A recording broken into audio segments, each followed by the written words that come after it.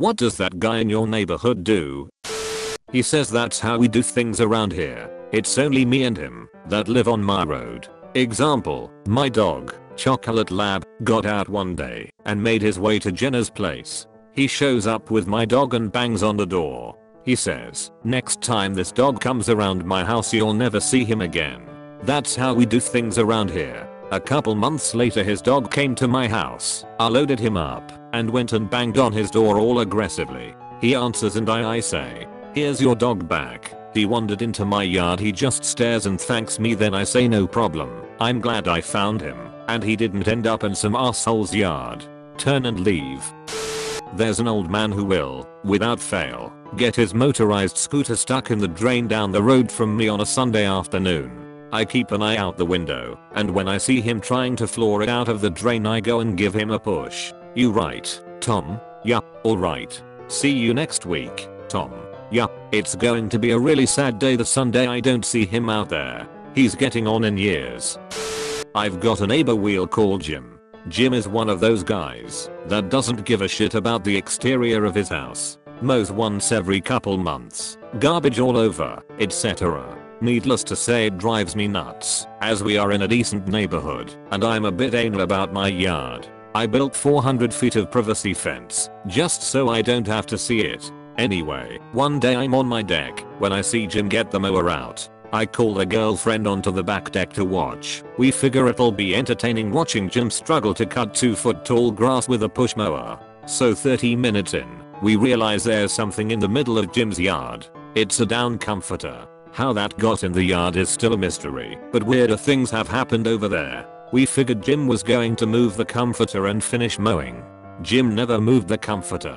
He approached it, stopped for 10 seconds, mower running and staring at it. Jim gave a perceptible shoulder shrug and ran it over. The comforter literally exploded. It looked like a flock of bees had been sucked into a 747 engine. Feathers 20 feet in the air, falling like synthetic snowflakes. The mower obviously chokes and dies due to the king-size comforter now wrapped in the blade. Jim lets go of the handle like it's on fire and stares at it for 5 minutes, not moving. Jim walks inside, leaving this mower/blanket/feather pile in the middle of the yard and didn't touch it for 3 weeks. Need for weed.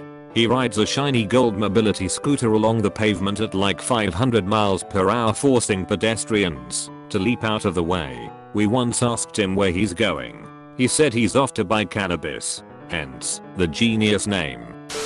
He's a solid 70 and likes to retrieve his mail, mow his lawn, and stand on his porch in nothing but boots and tall white socks. Makes his kids play basketball in the street and yells obscenities at them if they move for traffic. If a car honks at them to get them out of the street, the guy barrels off of his porch with a baseball bat and makes a scene until the car backs up and leaves. That guy in my neighborhood has a quad with a snowplow on the front. Anytime there's a heavy snowfall he plows everyone's sidewalk on the street. My neighborhood is fucking awesome. Parks his 2 cars, truck, and boat in the road when his driveway is totally empty. We have Chessman. He travels around the local pubs challenging unsuspecting victims to a game of chess. The only word he ever really says is chess, in an inquisitive tone followed by again. After the game is over, he almost always wins. Lots of practice and everyone else doesn't really care. I've seen him lose once. He didn't like it and refuses to acknowledge it ever happened if you bring it up. We have the mayor of Elm Street. He always walks his dog, and no matter what you will see him with a big smile, and he waves at every car. It's rare that you can see someone who looks so happy. A few years ago he started walking into the middle of the road whenever he saw a car. He was diagnosed with late-stage Alzheimer's. Now his wife always walks with him. She is obviously not as comfortable waving at all the strangers, but she humors him all the same. You have to slow down to a crawl whenever you drive by him, because he walks directly in front of your car to greet you. He almost is in such a great mood, even if it is obvious that he has no idea where he is. But it really gets me on the days that he looks down. There are days when he just stares at the ground and looks lost. I can't imagine not knowing who I am or where I am. but he has one of the best attitudes I have ever seen in someone with such a tragic disease. He feeds pigeons from his balcony by throwing bread on the ground. Problem is that I live in the apartment below him on the ground floor, so I wake up every day to the sound of an all-you-can-eat dry bread buffet for pigeons. He also threw 3 potted plants off his balcony one day. That was weird. We just realized that guys are roommate after the cops and FBI raided the house. They took all of our computers and swept the entire house. Later the neighbor came over and suspected kiddie porn and said the neighborhood has been thinking it for a while. I don't know what he did still. They had a no-knock warrant for the house, his work, and his parents' house. Haven't heard from him since. Description of roommate. 50 years old creepy overweight man who only lives here because he's a family friend. Wears the same cargo pants and NASA shirt with 90s grandpa tennis shoes every day. He also acts like he's on crack and steals my dirty tampons, so I had to start flushing them. 80-something-year-old veteran rides around the neighborhood in his Americana golf cart. He has his show-winning border collie in the passenger seat and an American flag waving in the 8 miles per hour wind. Side note, I was recently walking my very old dog when this man slowly catches up to me in his cart. Walking and talking. I walk. He talks. I hear about his dog's best in show win in the very local dog show. Mind you, this dog has the proudest derp face I've ever seen. Before he and his collie ride off into the sunset, he tells my dog to hang in there, and without thinking I say you too. But good news, he's still ripping up those streets in his Americat. Washes his car in a Speedo while screaming at his wife in a foreign language nobody can figure out. Every Sunday all summer. My neighbor Mr. Burke is a 90-plus-year-old Irish man who sits in his garden and bellows cheery greetings to all who pass. I can hear him now, actually, from inside my house, going Helo, Nito and have a good day. Yes sir, God bless. He's the best. Edit. Fun fact about Mr. Burke is that he has lived on my block for 91 of his 93 years. When he was 16 he lied about his age to join the army, spent 2 years homesick, and came right back when he could. Edit to clarify, Mr. Burke is Irish American. Sorry for the confusion.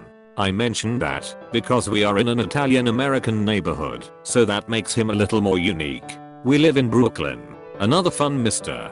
Burke fact, since you all love him so much, his front garden is planted in the shape of a heart because he likes to make his neighbors smile. I basically live on Sesame Street. He writes not 1, but 2 neighborhood newsletters. Half of it is neighborhood news, the other half is his personal diary / soapbox. It also contains some of the worst spelling and grammar I've ever seen. Typically includes a detailed account of what he and his granddaughter did at some local event, playing backseat traffic engineer. He once suggested that painting lines on the highway was a waste of money because everyone knows where to go and that street lights are redundant. As a side note, one intersection in our town was recently named the most dangerous in the US because among other reasons, poor markings and poor lighting. Some random rant about national politics. Complaining about how people won't pay for his newsletter. Makes noise complaints by phoning police and telling them he hears domestic abuse. I was woken out of my sleep once to assure 2 officers that I was not being held hostage because apparently my husband was making too much noise while cleaning up the kitchen. He longboards around in his pajama pants during the middle of the day with his giant earphones and singing at the top of his lungs Counting Crows songs. He has long dreadlocks and always has a cloud of weed and Bo following him around. He keeps a bunch of random shit on his lawn and has a bike tire hanging on his tree in his front yard.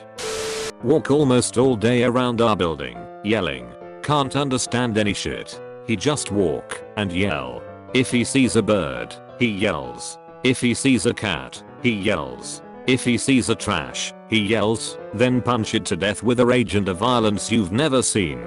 That motherfucker will sneak behind you without you realizing it and yell like crazy. After pissing your pants, you will start looking at him rushing to the nearest trash / tree / cat to yell some more and give a few hits. He is crazy as hell, and I have no idea why he is still allowed outside. Word is that it's schizophrenia. I have no idea, but I'm pretty scared. One day, he will savagely hit someone. and maybe kill this person. For fucking nothing.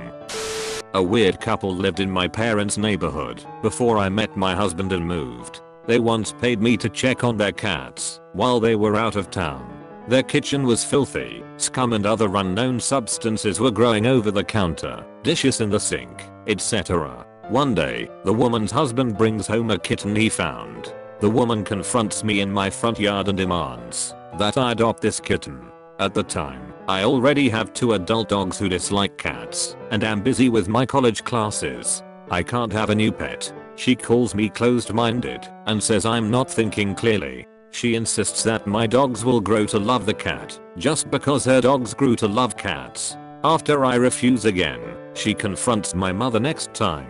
My mother tells her the same. We can't have a cat. When this couple finally got pregnant, I think they were in their early 40s, my mom babysat for them while they went to a concert. The kid began screaming and freaking out, basically acting as if he were dying. She called the parents multiple times before finally getting an answer. They had forgotten to mention that the kid has regular panic attacks. Roams the street in a wheelchair all day. He is in fact not physically disabled and moves his wheelchair by dragging both feet on the ground. He usually moves himself to the middle of the road to get people to help him off of the road. His preference is females who I believe he likes to sexually assault, ass grab, even go as far as try to get them to push him to his nearby home. I can only assume to attempt to rape them. He looks like he hasn't washed in 20 years and is a fat worthless perv who I believe is better off dead. I live with my dad, stepmom, stepsister, and stepbrother. That guy lives about a half a block away from me. Normally he just wanders around 24/7 by himself. I've seen him almost every hour of the day. Sometimes he peeks into people's windows. A few months ago he, probably in his late 60s, told my underage stepsister that she was the most beautiful woman he'd ever seen and wanted to marry her and start his taxidermy business with her when she turned 18. He claims to own the local McDonald's and has told everyone on our block that he wants to throw a huge block party that he will cater from his own establishment. When we inquired at said McDonald's, the owners had never even seen him. Lastly, we had left a bag of clothes out one night for Goodwill, but the next morning we get a call from the charity saying they had to cancel the morning pickup. But the bag was gone anyways. Fast forward a few days, and that guy is strutting around the neighborhood wearing some of my stepmother's clothes. Who knows what else he wore that was in that bag.